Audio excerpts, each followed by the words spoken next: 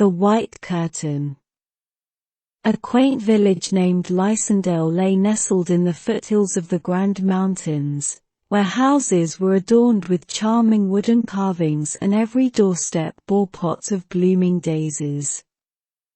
In Lysendale, every home had a history and a story to tell, but none was as intriguing as the manor at the end of Elm Street, distinguished by its sole white curtain. The vast majority of homes in Lysendale had deep-colored curtains, usually reflecting the season's hues. But the manor was an exception. Since anyone could remember, its primary window always showcased a pristine, white curtain that swayed gently, irrespective of the weather. Rumors about the curtain's origin and purpose were rampant.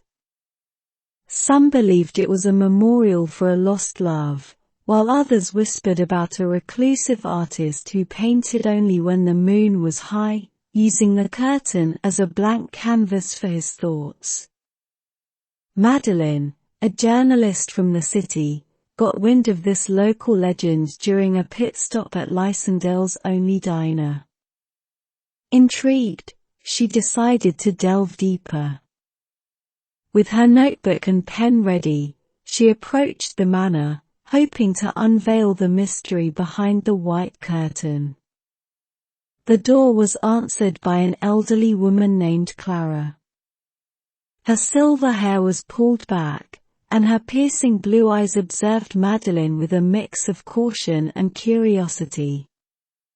When Madeline explained her quest, Clara hesitated for a moment and then ushered her in.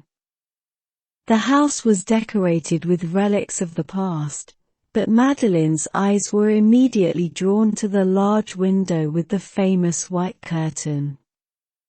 Up close, she realized that the fabric was embroidered with intricate patterns, which were hard to discern from a distance. Clara began her tale. The curtain was my mother's creation. She started working on it when my father went to war, embroidering her hopes and dreams onto the fabric. Each pattern, each thread represented a day they were apart and her prayers for his safe return. Madeline listened, enraptured. Every day, she would sit by the window, adding a new piece to the curtain, watching and waiting. The white represented hope and purity in her eyes. But why did she not change it after all these years? Madeline asked, sensing there was more to the story. Clara sighed deeply. My father never returned from the war. For my mother, the curtain transformed from a symbol of hope to one of remembrance. She believed that as long as the curtain remained, his spirit would always be with her. And now, it's a part of this house, a testament to enduring love and unwavering hope.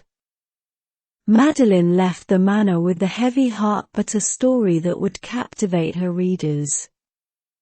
The white curtain was no longer just a village legend, it was a beacon of hope, love, and the resilience of the human spirit. Ibiza Nights. Ibiza, an island synonymous with endless parties, vibrant nightclubs, and a haven for music enthusiasts. It was here, amongst the dazzling lights and pulsating beats, that Marta discovered a world she never knew existed and a version of herself she'd been longing to meet. Growing up in a small town in Spain, Marta's life was filled with routine and predictability. She had heard tales of the wild nights in Ibiza, but they seemed like another world, stories from a book she'd never get to read. But everything changed when, on her 25th birthday, her best friend Lucia gifted her 2 tickets to Ibiza. The 2 young women landed on the island with a mix of anticipation and trepidation. By day, they explored the stunning beaches, sipped cocktails by the sea, and ventured into the local markets. But as the sun set, Ibiza transformed into a whole new realm. Their first night, they decided to visit the famed Pacha, one of the island's most iconic nightclubs. The air was electric, the crowd an eclectic mix of people from all over the globe, all drawn to the island by the allure of its legendary nightlife. Dancing amidst the throngs of people, Marta felt liberated. The beats resonated with her soul, each rhythm bringing forth emotions she hadn't realized she'd bottled up. Lucia, who had visited the island several times before, saw the transformation in her friend. The shy, reticent girl from their town was nowhere to be seen. In her place was a confident, radiant woman, dancing as if there was no tomorrow. One evening, amidst the fluorescent lights of Ushuaia, Marta locked eyes with Alex, a DJ from London. Their connection was instantaneous, their conversations filled with dreams, music, and aspirations. Nights turned into mornings, and they explored Ibiza's lesser-known spots, sharing stories, and building memories. But as the saying goes, all good things come to an end. Their week in Ibiza was almost over.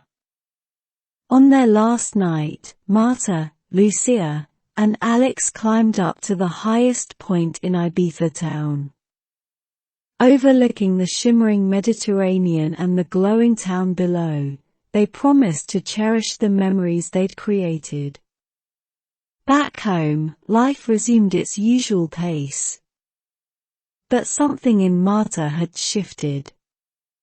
Inspired by her Ibiza nights, she started DJing at local events, with Lucia by her side and often Alex's mixes flowing through her headphones. Ibiza was more than just a vacation for Marta. It was a revelation, an awakening. It taught her that sometimes, to truly find yourself, you need to get lost in the rhythm of Ibiza nights. How can we meet again? Hannah was never one to believe in fate. The idea that the universe could magically align two people's paths seemed far too whimsical for her analytical mind. She was a scientist, after all, trained to believe only in what she could observe, measure, and reproduce. But a chance encounter in Rome challenged everything she thought she knew. On a month-long sabbatical from her research position in London, Hannah decided to travel through Europe, absorbing its art, history, and culture. Rome was her third stop. The city's enchanting alleys, historic ruins, and the aroma of freshly baked pizzas and espressos were intoxicating. One evening, while wandering through Trastevere's cobbled streets, Hannah found herself in a quaint bookstore. Its shelves were laden with ancient manuscripts, contemporary novels, and everything in between. As she skimmed through a book on quantum mechanics, a voice beside her remarked, "You know, they say quantum entanglement might be the scientific basis for soulmates." Startled, Hannah looked up to see a man in his early 30s, with piercing blue eyes and an infectious smile. He introduced himself as Matteo, a theoretical physicist from Milan. Their conversation flowed effortlessly. From string theory to Renaissance art, Hannah and Matteo found they shared a multitude of interests. Hours passed as they sat in a nearby cafe, discussing their dreams, sharing their stories, and pondering life's big questions. As the evening gave way to night, Hannah realized she'd never felt such a connection with someone. It felt as if they'd known each other for lifetimes.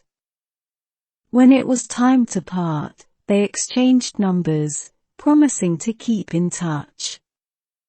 However, tragedy struck. Hannah lost her phone the next day, and with it, Matteo's contact. She tried retracing her steps, visiting the bookstore and cafe, hoping to bump into him. But it seemed as if he had vanished. Weeks turned into months, and Hannah returned to London, the memories of that Roman evening imprinted on her heart. She tried searching for Matteo online, but with just a first name and a profession, it was like looking for a needle in a haystack. One evening, attending a lecture on the mysteries of quantum physics, she noticed a familiar face among the speakers. It was Matteo. As he spoke, he mentioned a memorable encounter with a brilliant scientist in Rome, which changed his perspective on fate. Post-lecture, their eyes met, and it felt as if no time had passed. With joy and relief, they embraced, realizing that perhaps the universe did have its ways of aligning paths. And in their case, it was the inexplicable world of quantum physics that had brought them back together. Maybe fate was real, after all. Or perhaps, as Hannah mused, it was just the universe's way of conducting its experiments on love.